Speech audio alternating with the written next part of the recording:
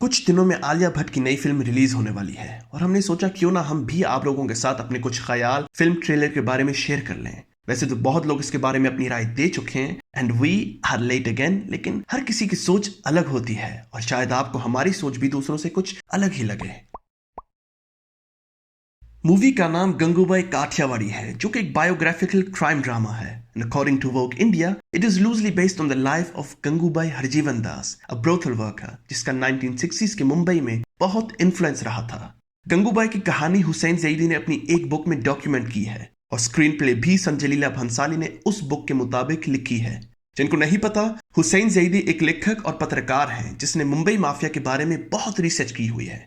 He has a good track record of books which have been filmed, including Black Friday, Shootout at Wadala, Phantom and Class of 83। और अब गंगूबाई काठियावाड़ी, मतलब story line movie की कमाल होने वाली है।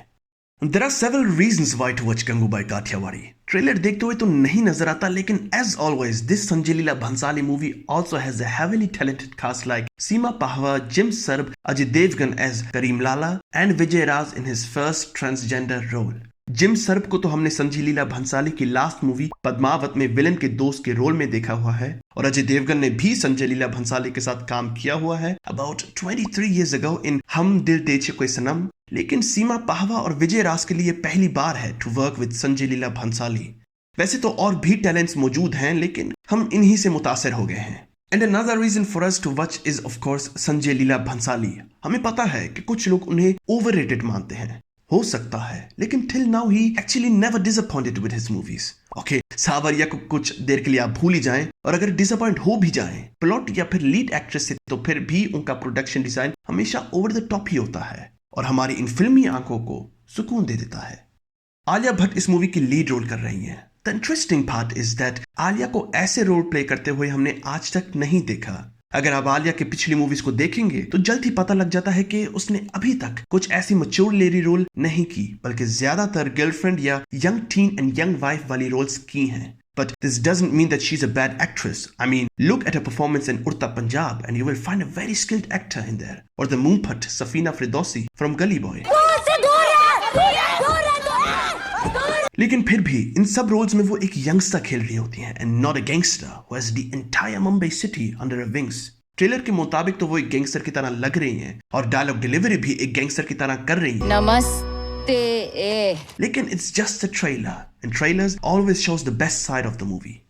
आलिया भट्ट ने इस रोल के लिए जरूर बहुत मेहनत की होगी। Due to Covid restrictions and lockdown उसे तो और भी टाइम मिल गया होगा अपने आप को इमोशनली गंगूबाई बनाने में। लेकिन हमें फिर भी लगता है that this movie has to struggle with several challenges, जैसे कि क्या आलिया भट्ट संजय लीला भंसाली के रोल पर पूरा उतर सकती हैं, जबकि सबको पता है कि संजय लीला भंसाली बहुत सिनेमैटिक एंड इंटेंस मूवीज बनाते हैं। और क्या आलिया भट्ट इस मूवी में अपनी बेस्ट परफॉर्मेंस दे पाएंगी, उड़ता पंजाब से भी बेहतर?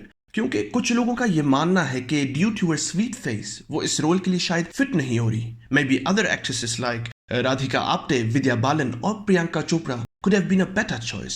आलिया का एक बैंकेबल स्टारडम तो है, लेकिन विद्या और प्रियंका का भी है, और with efficient promotion Radhika Apte का भी हो सकता है।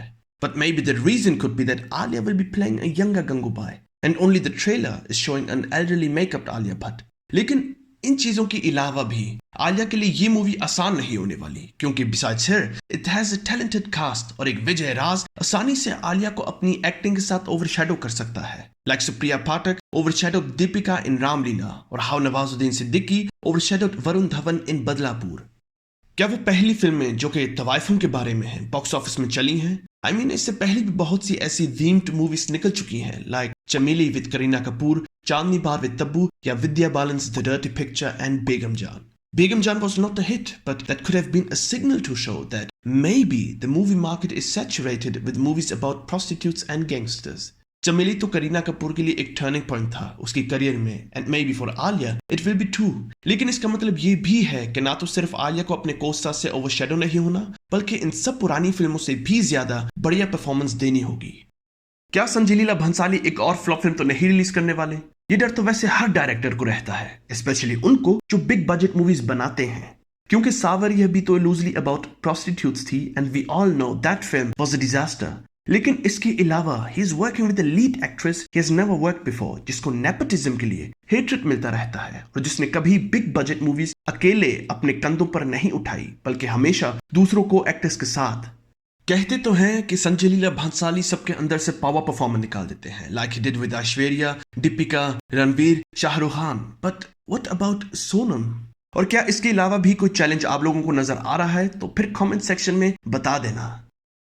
फिर भी हमें इस फिल्म को एक मौका जरूर देना चाहिए, आखिर इतने बड़े डायरेक्टर ने कुछ सोच समझ के आलिया भट्ट को ये रोल दिया होगा। वैसे तो अब हम सब जानते हैं कि वो 10 साल पुरानी वाली स्टूडेंट ऑफ द ईयर अब बॉलीवुड में सीनियर हो गई है, लेकिन ये फिल्म क्या उसे और भी सीनियर बना देगी?